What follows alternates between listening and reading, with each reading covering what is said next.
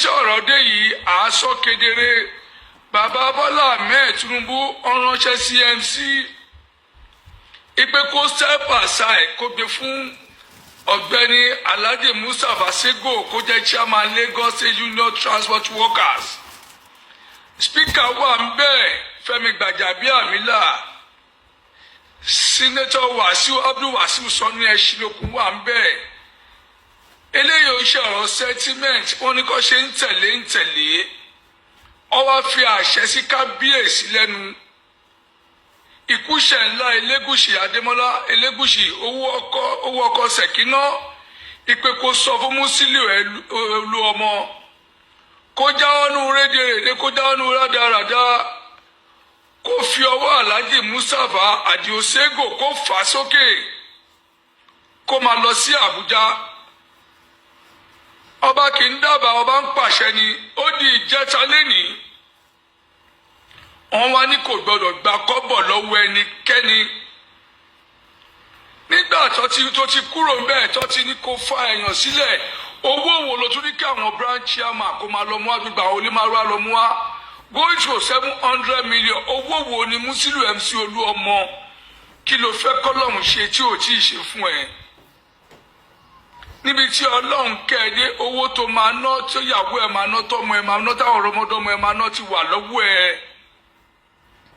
Má fi ọwọ́ ara ẹ fa wàhálà sí ẹ lẹ́sẹ̀ Musiliu MC Oluomo má gbowó lọ́wọ́ branch chairman kankan. Nísìnyí òun sọ pé ẹnu bàbá Bọ́lá Ahmed Tinubu rùn pé kó ṣe ohun tí wọ́n máa ṣe. Òun sọ pé ẹnu Fẹ́mi Gbàjàbíàmílà rùn Speaker Nàìjíríà. Òun sọ pé orí ọba ẹnu ẹ̀ rùn. Kábíyèsí Kúṣẹ̀ ńlá Elégùṣì ihun tí àyà kan bá rí igba àyà lórí ihun tí Saheed Elégùṣì sọ Ikúṣẹ̀ ńlá gbogbo ọba aládé ló sọ o. Ihun tí àyà kan bá rí igba àyà lórí ihun tí kábíyèsí kan bá sọ lẹ́kọ̀ọ́ gbogbo kábíyèsí ló sọ àparapọ̀ kábíyèsí ló sọ. Mo ń fi àsìkò irú ẹ̀ Musiliu MC Oluomo gbogbo ẹni tó bá gbọ́ fídíò mi yìí ẹ bá mi pèsè dé ọ̀dọ̀ Musiliu MC Oluomo. Gbogbo ọmọ ẹgbẹ́ National Union Road Transport Workers ẹ bá mi share fídíò mi kó dọ́dọ̀ wọn. Wọ́n ní Musiliu MC Oluomo ní ká má fún kọ́bọ̀ kò sí ohun tó lè ṣe. Wọ́n ní gbogbo ẹ̀yin branch chairman àti ọlọ́kadà ni àti onímọ̀ọ́rọ́ ni àti onímọ́tò ni wọ́n ní ẹ̀ẹ́dọ́lọ̀ fún Musiliu MC Oluomo ní kọ́bọ̀. Gbogbo ẹ̀yin ṣèkó ṣáájò gbogbo ẹ̀yin ṣèké ṣáájò mò ń bá a dárúkọ yín ní kọ̀ọ̀kan. Gbogbo ẹ̀yin òjẹ́lé orò òjẹ́lé gúgú mò ń bá a dárúkọ yín o. Mo fẹ́ lé akátá lọ kí wọ́n fọ̀bọ̀ fẹ́ nìyẹn ni. Alhaji Musiliu MC Oluomo jókòó ara ẹ̀ jẹ́ tó bá kírètì ẹni wàhálà wọ́n máa declare wanted kò sẹ́ni tó ń bá ìlú jà o ò lè bá ìlú jà o ò lè bá ìjọba jà kó rọ́mì o wọ́n máa declare wanted Ọlọ́run ti ṣe ohun tó ń fẹ́ fún ẹ jókòó ara ẹ̀ jẹ́. This is special announcement. Ọba kábíyèsí Adémọ́lá Elégùṣì Ikúṣẹ̀ ńlá owó ọkọ̀ Ṣẹ̀kínà Babájídé Sanwó-Olú àwọn Senator Abdul Wasiu Sani Ẹ̀ṣinlókun Abdul Hakeem Fẹ́mi Gbàjàbíàmílà àti bàbá wa pátápátá wọn lò gbọ́dọ̀ gba owó kọ́bọ̀ lọ́wọ́ gbogbo ọmọ onímọ́tò kankan. Owó kí ló fẹ́ gbà? Tó bá jẹ́ pé Alhaji Mustapha Sego lórí kọ́bọ̀ wá ṣe àgbọ̀ yẹn ipò òun ní chairman.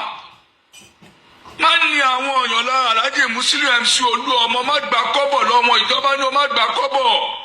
Àṣẹ wá láti Àbújá ni ihun tí ì sọ fún ẹ̀yìn àṣẹ wá láti Àbújá ni wọ́n ti pè é kọ́kọ́ bẹ́ẹ̀ sọ́nbàgbà.